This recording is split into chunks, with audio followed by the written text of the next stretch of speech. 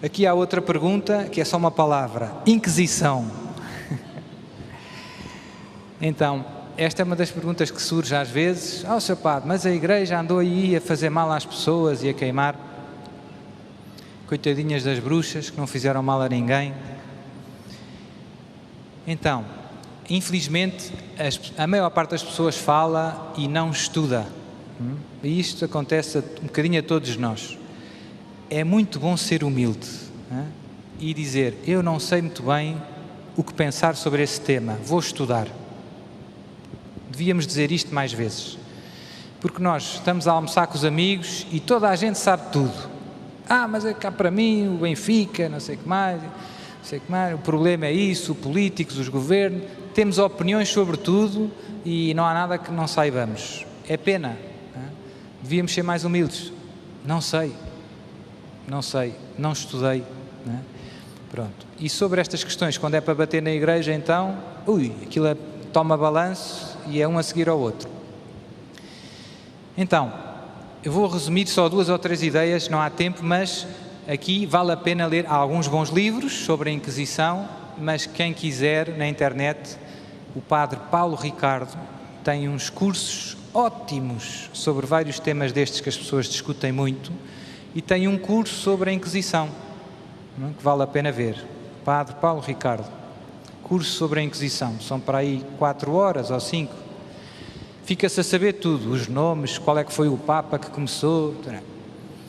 Então, 2 ou 3 ideias importantes.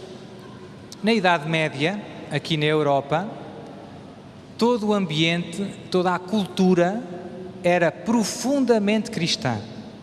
E as leis civis respiravam, digamos assim, desta cultura cristã.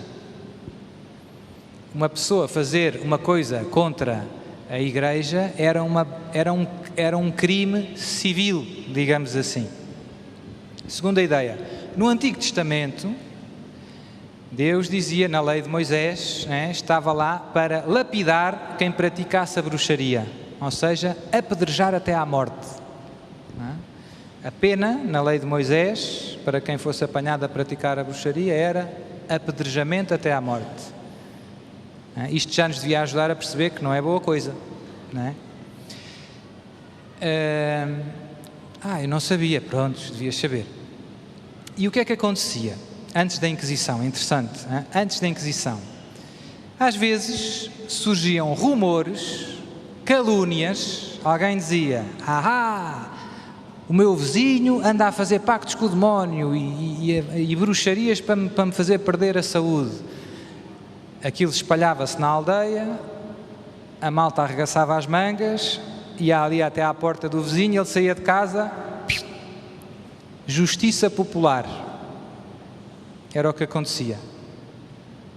As próprias pessoas condenavam, matavam, sem apelo, sem possibilidade de defesa, pessoas que eram acusadas deste crime ou outro. Não era só as questões das bruxarias. Depois, no tempo em que surgiu a Inquisição, de facto havia muita bruxaria, as pessoas não sabem. Havia zonas da Alemanha em que as mulheres sacrificavam bebés ao demónio. Ninguém diz isto, eu digo porque é bom que as pessoas saibam. Se estudassem história, sabiam. E coisas que eu não vou dizer mais, mas muito mais. E isto fazia-se muito. Ainda bem que a Igreja fez qualquer coisa, não é?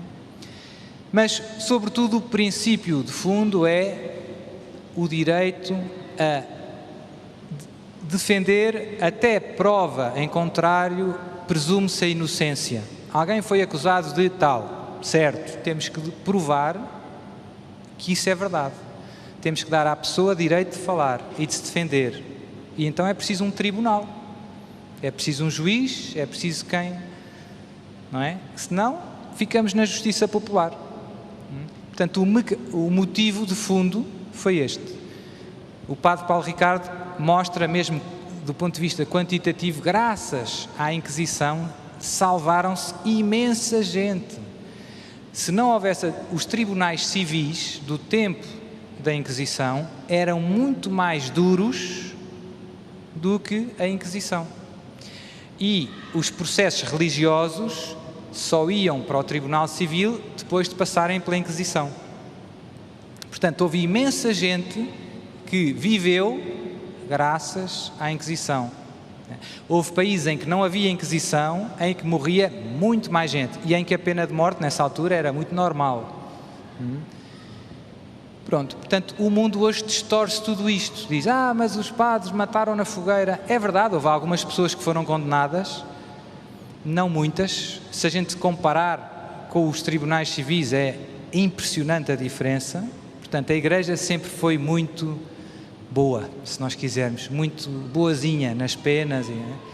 E as pessoas que eram condenadas é porque não queriam arrepender-se, não queriam, não negar, diziam eu sou e quero ser e quero lá saber de vocês, e depois o juiz sempre a tentar, mas veja bem, tenha calma, se não quer mesmo, e no fim o que acontecia normalmente era a pessoa acusada, se fosse provado o crime, era deixada ao Tribunal Civil, e o Tribunal Civil depois executava as penas, digamos assim. Portanto, não era o bispo que matava a pessoa, digamos assim. É verdade que houve alguns casos de erro, houve alguns casos de pessoas que foram injustamente condenadas pela Inquisição, é verdade. Mas em tudo o que são realidades onde o homem está presente, há erros. Onde é que há um lugar onde ninguém se engana? Nunca vi um jogador de futebol que nunca tenha falhado na baliza. Portanto, isso faz parte. Infelizmente, acontece. E isso não anula o bom que foi, a ajuda que foi. Pronto. Portanto, a minha sugestão é ver o Padre Paulo Ricardo. A ideia é o princípio de defesa, defender as pessoas, dar a possibilidade de, a quem é acusado, de se defender em tribunal e de ter que provar a acusação, etc. Depois há 3 inquisições, a romana, a espanhola, portanto, tudo isso o Padre Paulo Ricardo explica, mas é menos importante neste sentido aqui de perceber o mecanismo de fundo.